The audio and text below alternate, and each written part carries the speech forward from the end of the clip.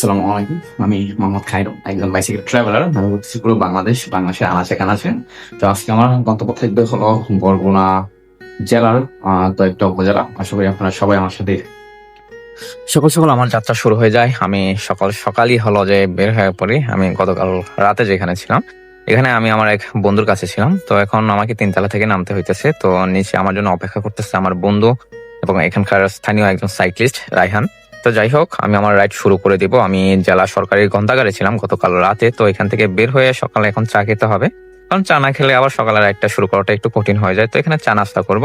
তো চা নাস্তা করিতেছে আমার বন্ধু। আমার বন্ধুকে অসংখ্য ধন্যবাদ, মানে এরকম ভাবে আমাকে সাপোর্ট দেওয়ার জন্য। তো পরবর্তীতে আমি আমার বন্ধুর কাছ থেকে বিদায় নিব। বন্ধুকে অসংখ্য ধন্যবাদ আমাকে সাপোর্ট দেওয়ার জন্য। এরপর রায়হান আমাকে নিয়ে তার বুলডোজার চালানো শুরু করে দিছে। তো রায়হান এখন আমাকে নিয়ে ভামনা এবং পাথরঘাটা উপজেলায় যাবে। তো রায়হান আমাকে বলতেছিল, ভাই রুট প্ল্যান এইভাবে এইভাবে যাইতে হবে। আমি বললাম আচ্ছা ঠিক আছে, সমস্যা নাই, ওকে।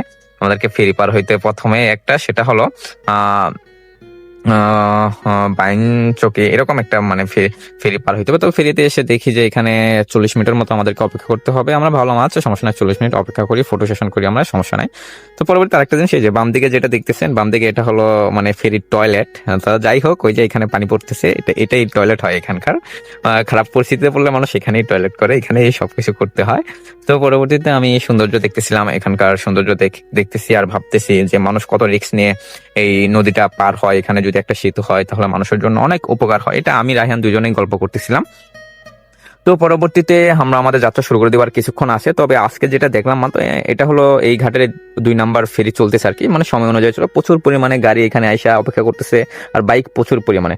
তো পরবর্তীতে আমাদের ফেরি চালু হয়ে যায়। আমরা আকাশের সৌন্দর্য দেখতে দেখতে ফেরি পার হয়ে আমরা আমাদের প্রথম উপজেলা যেটা, সেটা হলো বামনাতে ঢুকবো। কারণ ফেরি পার হয়ে ডান দিকে চলে গেলেই বামনা উপজেলা পড়ে যায়। তো বামনা উপজেলা এসে চলা ভাঙাতে আমরা আমাদের ফটো সেশন শেষ করি এবং কি এখানে চা আড্ডা না, তো একটু পানি আড্ডা দিই আর কি। পানি খেয়ে আমরা আমাদের পরবর্তী রুট প্ল্যান, সেটা হলো পাথরঘাটাতে যাব। তো পাথরঘাটা যাওয়ার জন্য রায়হান আবারও সেম রাস্তা ধরে আমরা চালাচ্ছি, কারণ সেম রাস্তা ধরে সেম ফেরি আমাদেরকে পার হইতে হবে। তবে তার আগে দুপুরের না, তো সকালের খাবারটা আমাদের খাওয়া উচিত। তো খাবার খাওয়ার সময় হোটেলে যায় দেখি যে এরকম প্রাণীর উপর অত্যাচার যেটাকে আমরা বলি, তো এটা আসলে আমাদের মানুষ হিসাবে করা উচিত না, কিন্তু এরাও অনেক ক্ষতি করে থাকে, যার জন্য আমরা এই কাজগুলো করে থাকি। যাই হোক, পরবর্তীতে কাকচিনা বাজারে খাবার শেষে আমরা আমাদের যাত্রা শুরু করি, কারণ আমরা আজকে যাব এখন পটুয়াখালী বরগুনা সদরে। তো বরগুনা সদরে যাওয়ার আগে আমাদেরকে আবারও সেম ঘাটটাই পার হইতে হবে। তো ঘাট পার হওয়ার আগে আমরা এখানে আমাদের মতো করে একটু ফটোশুট করে নিচ্ছি এবং কি ভিডিও করে নিচ্ছি, কারণ এটা সুন্দর রাস্তা মনে হয় না পরবর্তীতে আর কখনো পাবো। আর এখানে রাস্তাটা হলো যে উঁচু নিচু, একবার উঠতেছি একবার নামতেছি। আর আজকে হুট করে রোদ উঠা পড়ছিল, যার কারণে প্রচুর পরিমাণে গরম লাগতেছিল। মানে সকালে প্রচুর পরিমাণে বৃষ্টি হয়েছে, বৃষ্টি হওয়ার পরে আবারও হলো যে ঠাডা পড়া রোদ।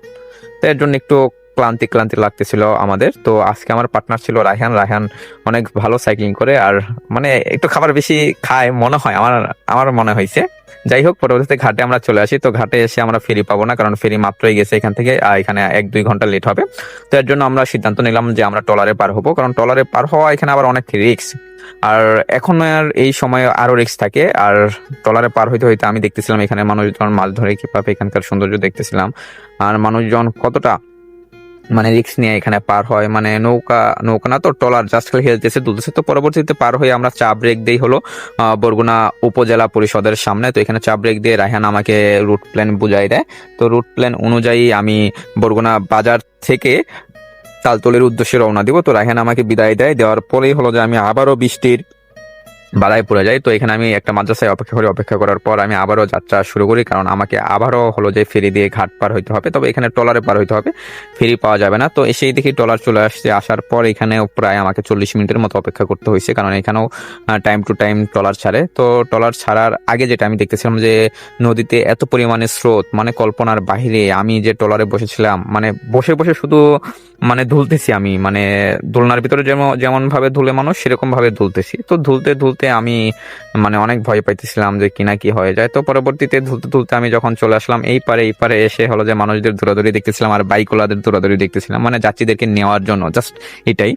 তো আজকে আমাকে রায়হান আবার অনেক সুন্দর একটা রুট প্ল্যান দিছে। আমার মনে হইতেছিল যে শর্টকাট হবে, কিন্তু পরবর্তীতে যখন আমি রোডের ভিতরে পৌঁছাই তালতলি যাওয়ার জন্য, দেন এই রুটটা আমার চোখের সামনে পড়ে। এই রুটটাই আমাকে প্রায় 14 কিলোমিটার চালাইতে হয়েছে। মানে সাইকেল চালাইতেই পারতেছিলাম না, বিপরীতমুখী বাতাস আর বারে হলো রাস্তা পুরোটাই এরকম। তো যাই হোক, অনেক কষ্টে তালতলি চলে আসি আমি।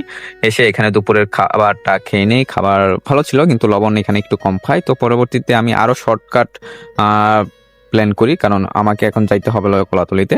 তো যাওয়ার জন্য প্রচুর বড় প্ল্যান। আজকে আমি কোথায় যাব জানি না। তো পরবর্তীতে খেয়াঘাটে এসে তালতলি থেকে, তো খেয়াঘাটে এসে আমি ঘাটে খেয়া খুঁজতেছিলাম, মানে পাচ্ছিলাম না। পরবর্তীতে দেখি একটা ট্রলার আসতেছে ছোট। তো এই ট্রলার মামার সাথে কথা বললাম যে মামা আমি যাবো কেমনে কি। পরে বলতেছে 2 জন হলেই ছেড়ে দেয়। আমি বললাম 2 জনের ভাড়া কত? সে বললো 40 টাকা 50 টাকা। আমি বলছি আচ্ছা, আপনাকে আমি 50 টাকা দিব, আমাকে একটু পার করে দিন। তো মামা অনেক মিশুক টাইপের ছিল, সে আমার জুনিয়রই হবে, তারপর মামা ডাকতেছিলাম সম্মানের ক্ষেত্রে। তো সে আমাকে বলতেছিল যে মামা রাস্তা অনেক খারাপ হবে, হ্যান তেন এগুলো সে বোঝাচ্ছিল। যদি কুয়াকাটা চলে যান তাহলে ভালো হবে, কলাতলি গেলে আপনি অনেক প্যারা খাইতে হবে, মানে আমতলির ওই দিক দিয়ে যদি যাইতে চান। তো আমি ভাবলাম যে কি করব। তো পরবর্তীতে আমি সিদ্ধান্ত নিলাম যে আমাকে আজকে কুয়াকাটায় যাইতে হবে, কুয়াকাটা যাবো। তো কুয়াকাটি যাওয়ার সময় রাস্তার এই অবস্থা, প্রায় 10 কিলোমিটার প্লাস রাস্তা আমাকে এভাবে হাঁটতে হয়েছে এই কাদার ভিতর দিয়ে। মানে আমার অবস্থা তো শেষ, সাইকেলের অবস্থাও আজকে পুরোপুরি শেষ হয়েছে। তো পরবর্তীতে আমি 10 কিলোমিটার চালানোর পর ভালো রাস্তা পাই। ভালো রাস্তা পাওয়ার পর আমি কুয়াকাটার উদ্দেশ্যে রওনা দিয়ে দিই। তো কুয়াকাটা যাওয়ার আগেই আপনি 2-3 কিলোমিটার আগেই হলো যে এই দৃশ্যগুলো দেখতে পারবেন। মানে এইগুলো যখন দেখবেন আপনার একটু ভালো লাগা কাজ করবে যে ইস, বাংলাদেশ কত সুন্দর, এখানকার কালচার কত সুন্দর, দেখেন কি সুন্দর লাগতেছে। তো পরবর্তীতে আমি কুয়াকাটা 0 পয়েন্টে চলে আসি। এখানে এসে আমরা ফটোশুট করে এখন আমি বিচে চলে যাব। তো এখানে এসে আমি এখানকার সৌন্দর্য দেখতেছি, কিন্তু সমস্যা হলো কি, মানে কুয়াকাটার সৌন্দর্য নষ্ট করছে হলো যে এখানকার পরিবেশগুলো, মানে এখানকার লোকাল যে পরিবেশ যেটাকে আমরা বলি, যেমন অটোওয়ালারা হলো যে সমুদ্রের ভিতর মানে বিচের পাশ দিয়ে সমানে গাড়ি চালাচ্ছে, যেটা আমাদের জন্য মানে হতাশার একটা কারণ হতে পারে। কারণ এখানে বিদেশি পর্যটক কখনো আসবে না যখন দেখবে এরকম পরিস্থিতি। তো যখন এরকম দেখতেছে, পরে আমি ভাবলাম সাইকেলটা নিয়ে একটু বিচের ওই দিক দিয়ে চালাই। তো আমি চালাচ্ছিলাম আর এনজয় করতেছিলাম এখানে। কারণ সমুদ্র পাড়ে অনেকদিন পর আসলাম, প্রায় 2 বছর পরে আমি সমুদ্র পাড়ে আসলাম। তো আমার অনেক ভালো লাগতেছিল এখানে। আমি বিকালে যেহেতু পৌঁছাইছি, তো বিকালের পরিবেশটা দারুণ থাকে এখানে। আমি দেখতেছিলাম আর এনজয় করতেছিলাম। আর কি বলবো, অনেক মানুষের সাথে কথা বলতেছিলাম, তারাও কথা বলতেছিল, আমার কাছে ভালোই লাগতেছিল। তো পরবর্তীতে আমি ট্রাই করবো যে একটু সুন্দর সময় এনজয় করার জন্য। তো এই এই দৃশ্যটা দেখার জন্য আমি অনেকক্ষণ অপেক্ষা করি আজকে। তো রাত 8টা পর্যন্ত ছিলাম আমি কুয়াকাটা সমুদ্র সৈকতে। তো এখানে দেখে আমি আমার পরবর্তী গন্তব্য হলো যে আমতলিতে যাব সাইকেল চালিয়ে, পরে ওইখান থেকে বাসে করে পটুয়াখালীতে যাব।